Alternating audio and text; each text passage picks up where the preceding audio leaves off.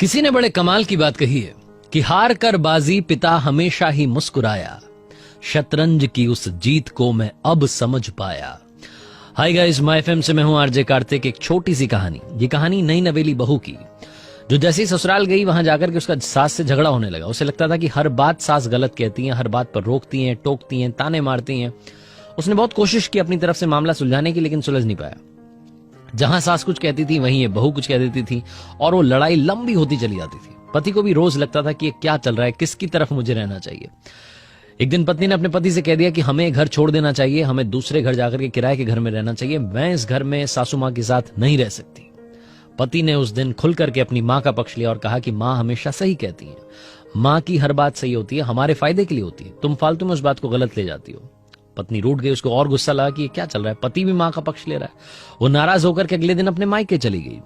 उसके पिताजी वैद्य थे, आयुर्वेद का उन्हें बड़ा ज्ञान था, दवाइयों का बड़ा ज्ञान था। जाकर के बोली कि पिताजी मुझे कोई ऐसी जहरीली दवा दीजिए, ऐसी जहर की पुड़िया दीजिए कि मेरी सासू मां हमेशा हमेशा के लिए इस दुनिया से चली जाए। तो पापा बड़े नाराज हुए, बोले कि क्या बात कर रही हो, मैं तुम्हें जहर की पुड़िया दूंगा, तुम जाकर के वो जहर अपनी सासू मां को दोगी, उनकी डेथ हो जाएगी, पुलिस आएगी, तुम्हें जेल ले जाएगी, फिर पता चलेगा कि मैंने तुम्हें जहर दिया था, मुझे भी जेल ले जाएगी। तुम दो परिवारों को तबाह करना चाह रही हो, ये गलत कदम है। तो उसने कहा कि मुझे कुछ ना कुछ आप रास्ता बताइए, कुछ ना कुछ ऐसी दवाई दीजिए कि मेरी सासू मां इस दुनिया से चली जाए, मुझे बस अब उनकी शक्ल नहीं देखनी। तो पिताजी ने कहा कि एक पुड़िया तुम्हें देता हूं, इसमें पाउडर है, इस पाउडर को थोड़ा रोजाना सासू मां के खाने में मिलाना, 6 महीने तक ये करना। 6 महीने के बाद वो खुद ही अंदर से कमजोर हो जाएंगी और उनकी मौत हो जाएगी। डॉक्टर्स भी मालूम नहीं कर पाएंगे कि किस वजह से उनकी मौत हुई है और तुम्हारी तरफ कोई भी शक की सुई नहीं आएगी, हम सब भी बच जाएंगे। बस एक काम करना, इन 6 महीनों में अपना बात करने का तरीका थोड़ा सा बदल लेना, थोड़ी सी उनकी सेवा कर देना, ताकि तुम पर शक की सुई ना आए, लोगों को ये ना लगे कि बहू ने अपनी सास को मार दिया। वो बड़ी खुश हुई, उसने बोला कि बहुत बहुत थैंक यू सो मच, आपका धन्यवाद है पापा जी, आपने मेरे लिए मतलब रास्ता खोल दिया। वो थैंक यू कहकर के वापस आ गई अपने ससुराल में।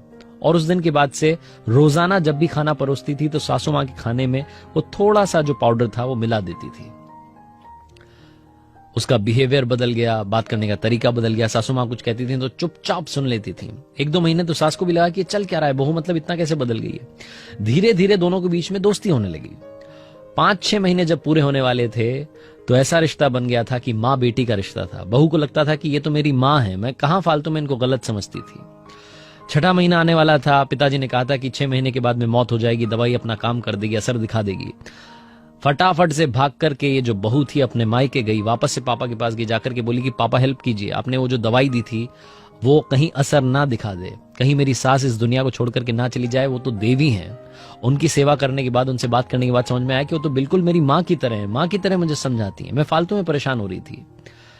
तो पिताजी ने कहा कि तुम परेशान मत रहो, अब मैं तुम्हें कोई और दवाई नहीं दूंगा, उसका असर कम करने की कोई जरूरत नहीं है, क्योंकि वो कोई दवाई थी ही नहीं, वो तो हाजमे का चूर्ण था, वो पाउडर था जो तुम थोड़ा थोड़ा मिला करके खिला रही थी, कोई घबराने वाली बात नहीं है। पिताजी बोल करके हंसने लगे। उस लड़की को भी हंसी आ गई, उस बहू को भी हंसी आ गई। उसको समझ में आ गया कि उसके पिताजी ने उसे इस मुश्किल वक्त में भी रास्ता दिखा दिया था। पेरेंटिंग बहुत बड़ी बात है, बहुत इंपॉर्टेंट बात है। आप अपने बच्चों को क्या सिखाते हैं बहुत जरूरी है।